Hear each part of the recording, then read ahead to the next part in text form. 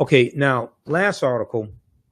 This deals with. I saw this piece from blackenterprise.com.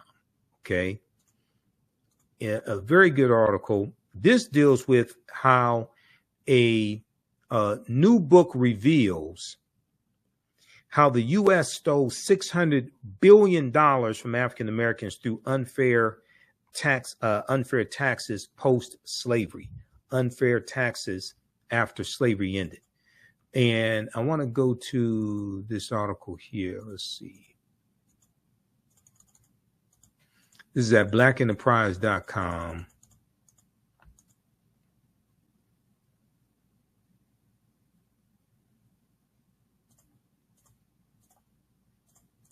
Just a second. Let me pull this up here. Okay, this one right here. So this article came out April 24th, 2024.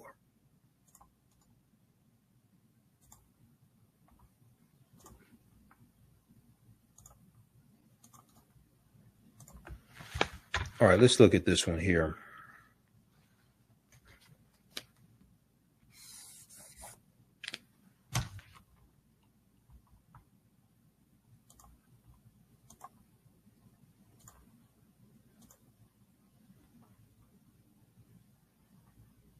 Okay, let's close out this ad. Okay, a new book reveals how the U.S. stole $600 billion from African Americans through unfair taxes post-slavery, after slavery ended. And I've talked about this topic before, and I've talked about how there was an article from the Washington Post that dealt with how African Americans are overtaxed when it comes to property taxes by 13%. Historically, this is one of the ways that land was stolen from us, over assessing property value. Okay, over assessing, I should say, property tax responsibility, and then we can't pay the taxes. Then we lose our farm, lose our land. So this article is from April 24th, 2024. Andrew W. Carl, K-A-H-R-L, Andrew W. Carl, a professor of history and African American studies at the University of Virginia, put extensive research in his new book, which describes how U.S. bureaucracies created the nation's ongoing racial wealth gap by implementing a system of highly unjust municipal and state taxes, a system of highly unjust municipal and state taxes. Bloomberg reported the black tax, 150 years of theft, exploitation, and dispossession in America is the name of the book. Bloomberg reported that this book shares statistics, studies, and tales of African Americans being cheated out of land ownership, and pushed into poverty by racist laws and practices dating back to the Jim Crow era. Now, racism is a system of advantage and privilege distributed based upon race. Racism is not about calling people racial epithets, calling people racial slurs. That's bigotry. Racism is the power structure. Racism is a system of advantage and privilege distributed based upon race, which comes out of the ideology of European white supremacy. Racism occurs when one race of people control the majority of the wealth, power, resources, privileges, benefits, land, access to opportunity, access to employment, politics, laws, political office, media, healthcare, education, etc. And this is designed to marginalize and subordinate and do harm to another race of people. This is what racism is. And this comes out of the ideology of European white supremacy. Okay. So this is totally different than calling somebody racial epithets. That's bigotry. Racism is the power structure. Quote, this history sheds new light on the forces generating economic inequality in America. The forces generating economic inequality in America and the racial character of those inequalities. Professor of History and African American Studies Andrew H. Carl said. The book pairs personal stories with rich details about municipalities nationwide that used complex tax collection to fund distribution to white land and property owners. Okay? Details about municipalities nationwide that used complex tax collection to fund distribution to white land and property owners, and the economic dynamics spanning over a century of the United States history. Starting in the late 19th century, the late 1800s, and early 20th centuries, early 1900s, unfair tactics were used to doubly disadvantage Black landowners by artificially inflating property value estimates for tax collection. Artificially inflating property value estimates for tax collection, overcharging them for their land, and exploiting their inability to pay as a means to seize their properties. Historically, this has been one of the ways that our land was stolen from us. Examples include Anthony Fleming and J.R. Rooks, two Black men forced off their farmland by white supremacist mobs who went on to establish a town with the goal of enabling Black Americans to own land. By 1911, Edmondson, Arkansas encompassed 30 square miles of stores, a bank, a hotel, and a post office for local Black homeowners. However, 20 years later, the town was no more after white plantation owners plotted to seize the land by imposing taxes on lots the Edmondson, Arkansas residents were unaware of. Once the residents failed to pay the taxes they had no clue about, the plantation owners seized the land. It was deeded over to one of the plantation owners who had concocted the scheme and demolished all of the buildings. In 1920, Hillary Thomas Stewart, Hillery, Hillary Thomas Stewart Sr., lost 24 acres of land in a tax sale, quote, under dubious circumstances, after the great-great-grandfather of George Floyd failed to pay $18.83 in taxes. George Floyd, who was killed May 25th, 2020 in Minneapolis, Minnesota. Okay. In 1920, Hillary Thomas Stewart Sr.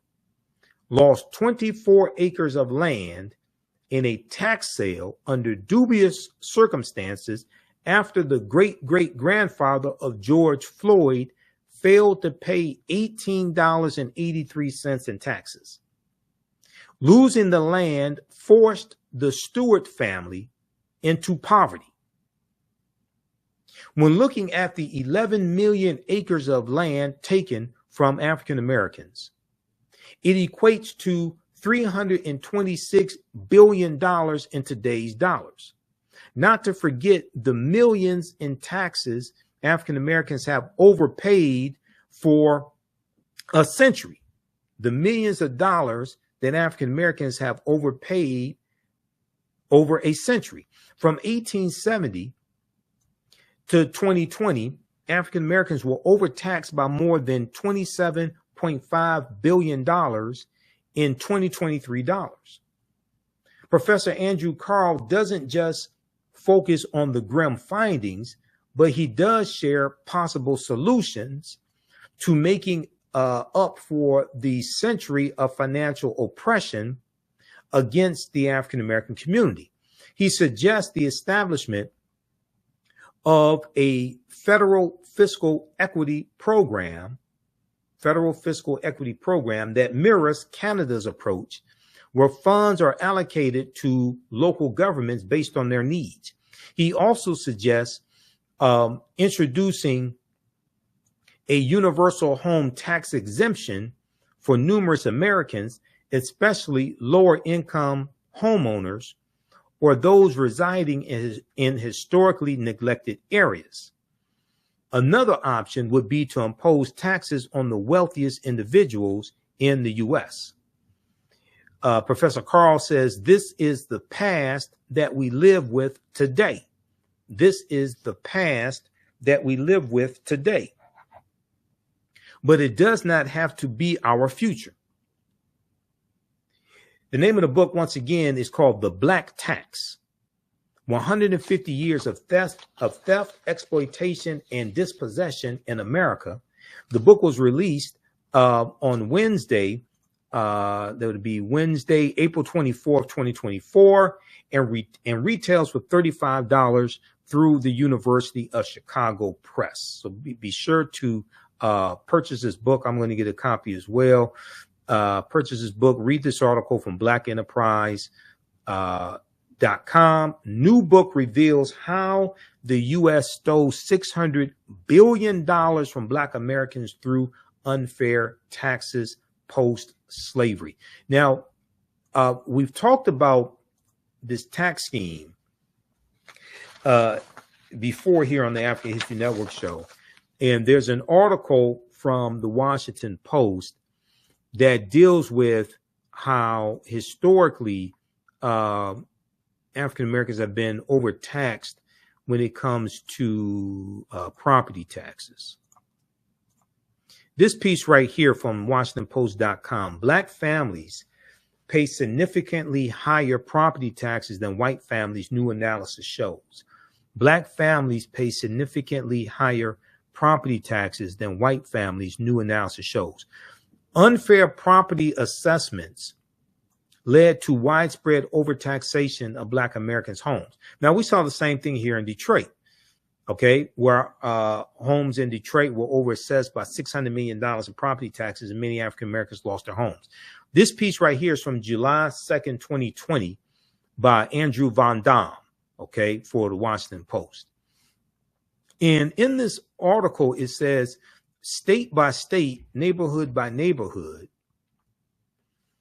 Black families pay 13% more in property taxes each year than a white family would in the same situation. A massive new data analysis shows.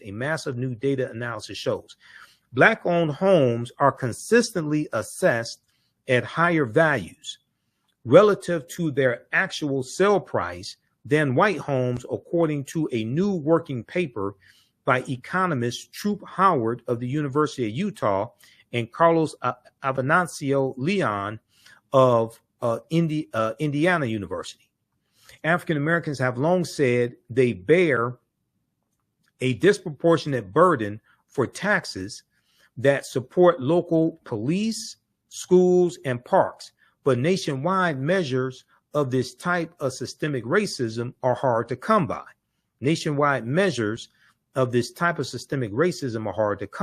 Okay. Now, these are all laws and policies that have to be changed. These various loopholes have to be closed.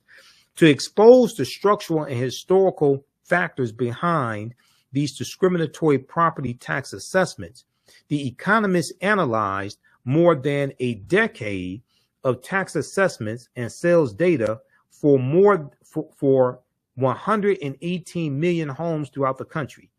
Okay. To expose the structural and historical factors behind these discriminatory property tax assessments, the economists analyzed more than a decade of tax assessment and sales data for 118 million homes throughout the country. In almost every state, property tax assessments were higher in areas with more African American and Hispanic residents. In city after city, the authors show it is not just differences in the buildings or land, but also the racial composition of the neighborhood that matters. Also, the racial composition of the neighborhood that matters. The gap between white families and minority households remains large. The gap is 10%. When you combine data for Hispanic and Black households, the authors excluded California because Proposition 13, passed in 1978, drastically changed how property is valued there. Okay. All right. So read the rest of this article here from the Washington Post. Black families pay significantly higher property taxes than white families, new analysis shows. And when we look at the California Reparations Task Force, when we look at their report and we look at the 12 harms that they laid out, and I talked about this in my presentation that I did for the Detroit Reparations Task Force, the presentation I delivered March 2nd, 2024. And you can watch that lecture. It's on our social media platforms. It's on my Facebook page, The African History Network, and my YouTube channel, Michael Imhotep. And we air it periodically. The Detroit Reparations Task Force laid out, the California Reparations Task Force, in their 1,000-page report, they laid out 12 harms, okay? And they deal with the history that happened in California, the history that happened to African Americans in the United States, and they show how these 12 harms happened in the U.S., but also happened in the state of California. Then they lay out 115 policy recommendations to repair the damage. 12 harms detailed in the California Reparations Report that happened nationally and in California. Number one, enslavement. Now, we know in California, they've identified somewhere between 1,500 to 4,000 slaves, because California came into the Union as a free state in 1850. Okay, so California does not have a deep history of slavery, but it does have a deep history of racism, housing discrimination, voter suppression, etc. So number one, enslavement. Number two, racial terror. Number three, political disenfranchisement. Number four, housing segregation. Number five, separate and unequal education. Number six, racism in environment and infrastructure. Number seven, pathologizing the Black family. Number eight, control over creative, cultural, and intellectual life. That deals with theft of royalties when it comes to music and different things like this, and how our artists were ripped off of their royalties. Control over creative, cultural, and intellectual life. Number nine, stolen labor and hindered opportunity. Number 10, an unjust legal system. Number 11, mental and physical harm and neglect. Number 12, the racial wealth gap. Okay. So read the California Reparations Task Force report. And their report is the most extensive study on African Americans since the 1968 Kerner Commission report. The full report is here. Let's see. Let's go to this here. OAC.gov. And it's loading. Full California Reparations report. The executive summary is 74 pages. If you read the executive summary, you're going to get a huge education on this history and what's happened to African Americans across the country. But this is the full 1,080-page report, and they lay out 115 policy recommendations to address the harms that have happened. They have a table of contents here also.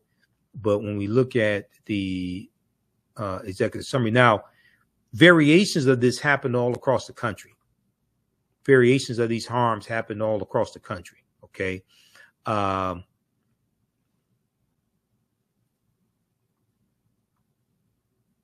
So you can take these 115 policy recommendations. What needs to happen is really we need to shift the focus from talking about slavery in 400 years, shift the focus talking about that to present day structural inequities and deal with the laws and policies put in place that created those structural inequities.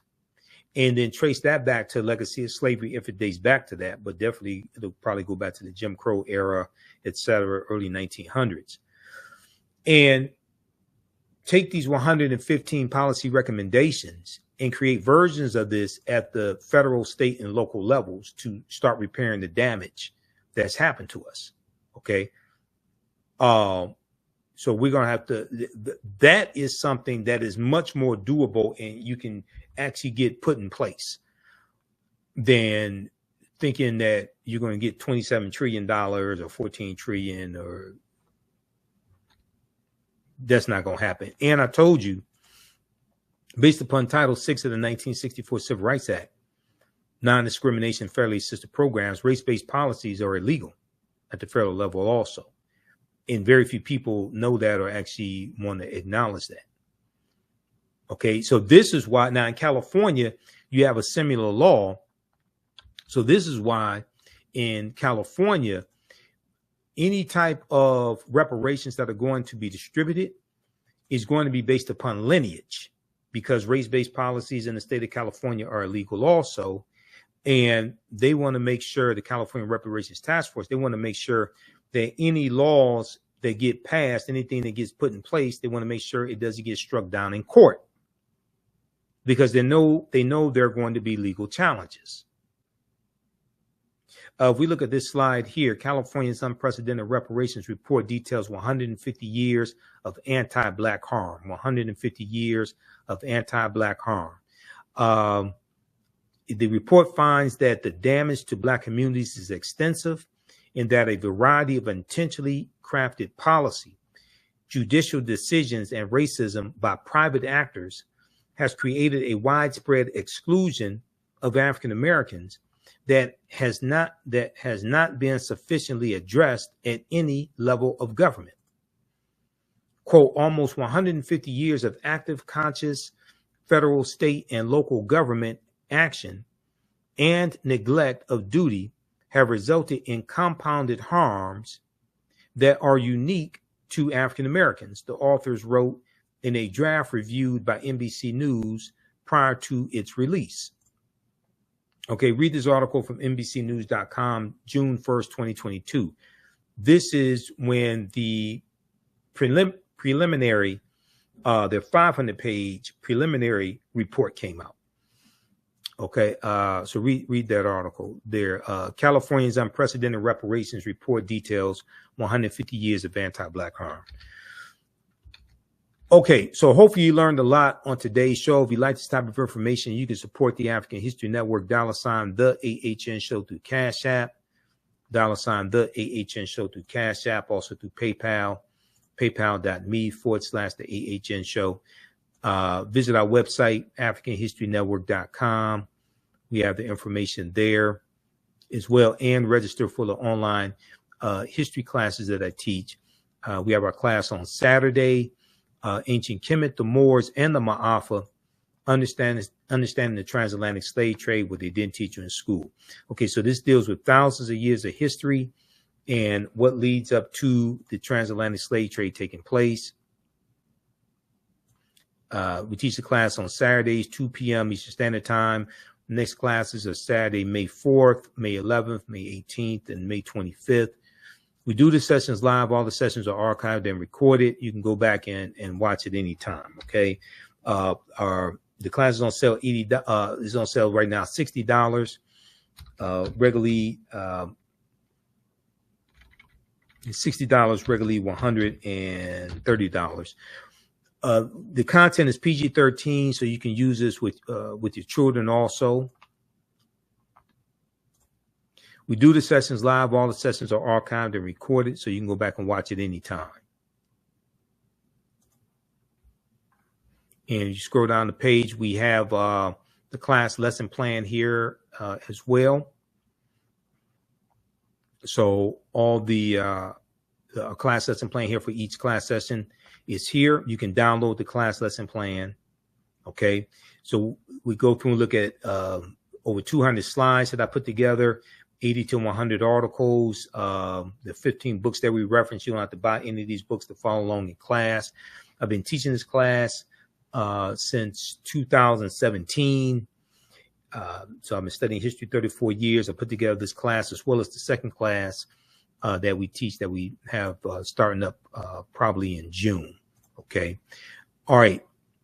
So register for that, and we'll see you in our next class. And I want to post this information here.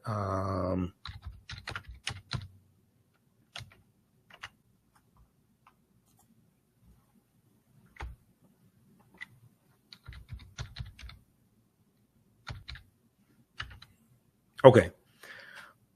All right. So remember, at the African History Network, we focus on educating, empowering, and inspiring people of African descent throughout the diaspora and around the world, because right now it's correct wrong behavior.